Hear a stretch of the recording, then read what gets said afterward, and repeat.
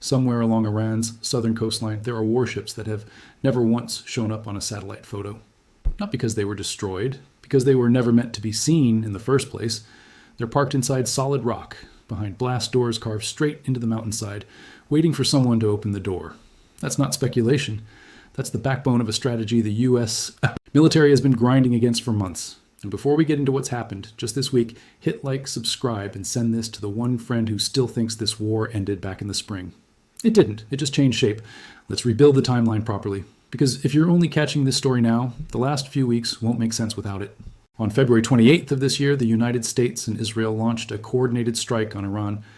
Iran's supreme leader was killed in that opening wave, along with several senior commanders, in what Israeli officials called a decapitation strike. Iran called it an act of war. Within hours, missiles were flying in both directions.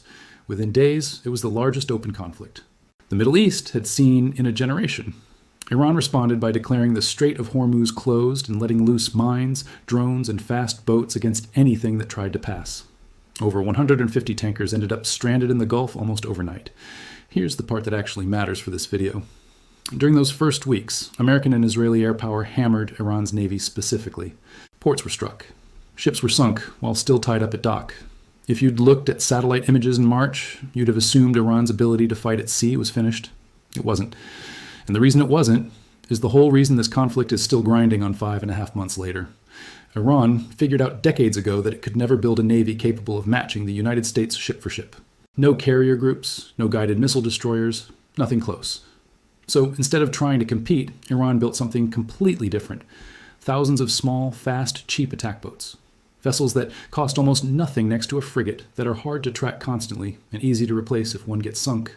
And instead of parking them in the open, Iran spent roughly 20 years cutting shelters into the rock along its southern coast and on a handful of islands, sitting right inside the strait. Actual hollowed-out harbors hidden behind reinforced doors, where boats can sit protected, refuel, rearm, and launch again within minutes. From a satellite or a warship's radar, it just reads as ordinary coastline. Then a concealed opening slides back, and a swarm of boats pours out toward the shipping. Lanes before anyone can react. That's why, even after Iran's visible navy was gutted early on, officials kept warning about these fast boats as an active threat for months afterward. The ships that show up clearly on imagery were never the real centerpiece. The ones tucked inside the rock always were. By early April, both sides were exhausted enough to pause. On April 8th, Pakistan brokered a ceasefire after roughly 40 days of active war. It didn't hold cleanly, but both sides violated it within hours. But Trump extended it indefinitely later that month. The U.S. then imposed a naval blockade on Iranian ports once follow-up talks in Islamabad collapsed. In mid-June, mediators announced a memorandum of understanding, meant to formally end the conflict within 60 days. It didn't survive the summer. In early July, Iran struck 3 commercial vessels that had bypassed its approved shipping route through the strait, and the memorandum fell apart. Central Command answered fast and hard. On July 7th, the U.S. hit more than 80 targets across southern Iran in a single, coordinated operation. Air defense batteries, command hubs, coastal radar, anti-ship missile positions, and, according to CENTCOM's own numbers, more than 60 Islamic Revolutionary Guard Corps fast attack boats. Most of it centered on Qeshm Island, Bandar Abbas, and a coastal town called Sirik. The exact locations analysts have flagged for years as the heart of Iran's hidden boat network. That was only the opening move. CENTCOM launched a third round of strikes that same week, on July 11th, after Iran hit yet another commercial ship. Then came something the U.S. had never done before in combat. On July 12th, 3 Saronic Corsair unmanned surface vessels, sea drones essentially, struck a submarine and ship maintenance facility at Bandar Abbas Naval Base. CENTCOM confirmed it was the first time American forces had used unmanned surface vessels in an actual strike. 2 days later, fires broke out at the port on Kish Island as the pattern of strikes widened. From there, it became a nightly rhythm. CENTCOM completed its 8th consecutive night of strikes on July 18th. The 10th followed close behind, hitting Bandar Abbas, Sirik, Shiraz, Bandar Lenge, and Qeshm in a single night, with explosions also reported near Iran's Bushehr nuclear plant and its Isfahan facility, though Iranian officials denied Isfahan itself was hit. By July 22nd, CENTCOM had logged its 12th straight night, and a 13th followed shortly after. Iranian state media said 35 people were killed and more than 300 wounded during that stretch. A desalination plant in Hormozgan province was damaged in one of the strikes, leaving 20 villages without water. That came right after Iran had struck a water facility in Kuwait. So if part of you is thinking, wait, didn't they already wipe out Iran's navy back in March? Well, that confusion makes sense, and it's exactly why this needs a real explanation instead of a headline. The big visible ships were dealt with early. What's kept this fight going month after month is the much harder problem. Hitting vessels that aren't sitting exposed where sensors can see them, but are sealed inside dugout rock, sometimes behind blast doors, sometimes with more than one hidden exit, built specifically to survive the kind of sustained air campaign we've just walked through. Here's why those shelters are so brutally difficult to finish off. Picture solid rock, in some cases hundreds of meters of it, standing between a warhead and its target. That's not a structure that collapses in one pass. That's natural armor laid down over millions of years. And no amount of precision guidance makes tunneling through it simple.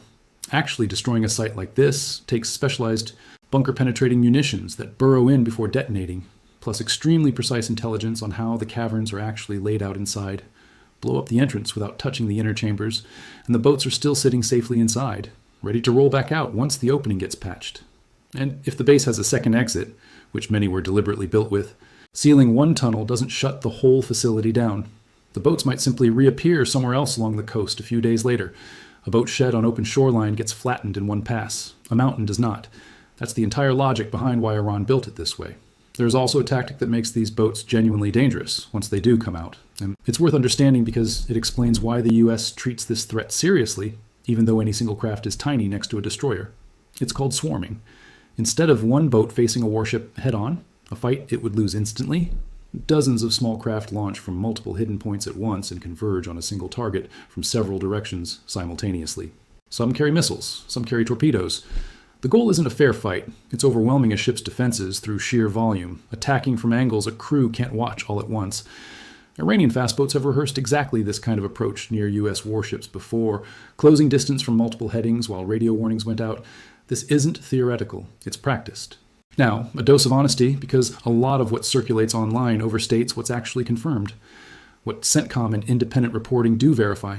The US has repeatedly and heavily struck the military infrastructure surrounding these coastal bases, missile sites, radar stations, surface boats caught out in the open, with dozens of fast attack craft confirmed destroyed. What hasn't been substantiated anywhere by CENTCOM or by well-sourced reporting is a clear claim that US forces have actually breached or collapsed the reinforced tunnel networks themselves, the carved-out caverns, where boats sit deep inside the mountain. Hitting the coastline and the support sites around these bases is real and documented. Claiming the underground shelters have been cracked open is a much bigger assertion, and right now, that's not backed by anything public. Treat anyone stating that as settled fact with real caution. There's a human cost that gets lost in strike footage and casualty counts. These coastal strips aren't empty military zones. They're towns with workers, families, kids. The reported deaths and injuries inside Iran during this campaign include people with no military involvement at all. That doesn't erase the strategic value of the targets. It just means this isn't purely a story about hardware. The other half of the pressure campaign is economic, and it may end up mattering more than any single night of bombing. Since the US reimposed its naval blockade on Iranian ports in July after the memorandum collapsed, CENTCOM has said it redirected 44 commercial vessels, disabled 2, and boarded 2 more. Iran's oil exports have taken a real hit on top of an economy already strained by years of prior sanctions. Some ships still slip through. No blockade is ever airtight, but the overall drag on Iran's finances has been steady and real. Layer that against the direct strikes on the coastal boat network, and you get 2 parallel campaigns pushing toward one goal, ending Iran's ability to threaten one of the world's most important shipping choke points. Mines add another wrinkle. Iran has laid them inside the strait as part of this standoff, and unlike a missile, a mine doesn't need a crew or live guidance. It just sits there for weeks. In late July, a tanker reportedly struck one directly. Clearing them safely is slow, dangerous work, and it gets even riskier in waters that hidden fast boats can dash into on short notice. Even if a full ceasefire took hold tomorrow, that leftover danger wouldn't disappear overnight. So where does this actually stand right now, as of this week? The picture has shifted again. In late July and early August, the pace of U.S. strikes slowed. By August 1st, the U.S. had gone 2 consecutive nights without hitting Iran, even as reports emerged of American and Israeli planners weighing a new wave aimed at Iranian energy infrastructure. Trump has since said publicly that the war has to end pretty soon, suggesting Iran can't sustain it much longer. Diplomatic talks mediated by Oman have continued through early August, with cautious signs of progress, but no finalized deal.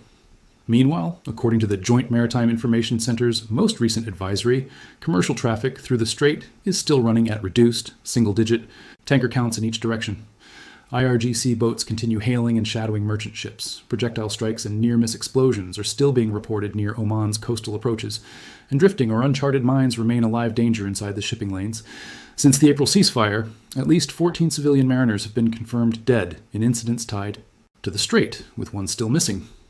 In other words, the bombing has quieted for now, but the underlying standoff hasn't resolved. The blockade is still running. The mines are still out there, and the tunnel network that's outlasted 5 months of strikes hasn't been confirmed destroyed. Step back and look at the whole shape of this story. Over roughly 2 decades, Iran built a defensive, system engineered specifically to survive exactly the kind of overwhelming air campaign it's been living through. Concealed fast boats, sheltered inside hardened coastal rock, built around the idea that you don't need to win a symmetrical fight against a stronger power. You just need to make sure that power can never fully close the book. 5.5 months into one of the most intense air campaigns this region has seen in a generation, with dozens of confirmed strikes hammering that coastline again and again, the system is degraded, genuinely degraded, with real losses in boats and infrastructure, but not eliminated. There's no clean cinematic ending here. No single moment where someone can say, that's it, it's over. And what we're watching instead is something slower and much more in line with how these things usually actually resolve. A grinding campaign against infrastructure that was deliberately built to be almost impossible to finish off completely, running alongside quiet diplomacy that may ultimately matter more than any individual strike. Maybe that's the real lesson buried in all of this. It was never really about boats or tunnels or munitions. It's about what happens when a weaker state refuses to fight the way everyone expects, and instead builds something patient and hidden, something designed to outlast the news cycle rather than win one dramatic showdown. Whether you see that as clever resilience or something far more troubling probably depends on where you're standing in this conflict. Either way, understanding that logic is the difference between actually following what's happening in the Strait of Hormuz and just reacting to whatever headline goes viral next. I'll keep tracking this one closely because it's clearly not finished. The moment something genuinely changes, a real ceasefire, a confirmed breach of those bunkers, a diplomatic breakthrough out of the Oman talks, I'll bring it to you straight, sourced carefully without the exaggeration. Until then, stay sharp and stay skeptical of anyone promising a sudden total victory.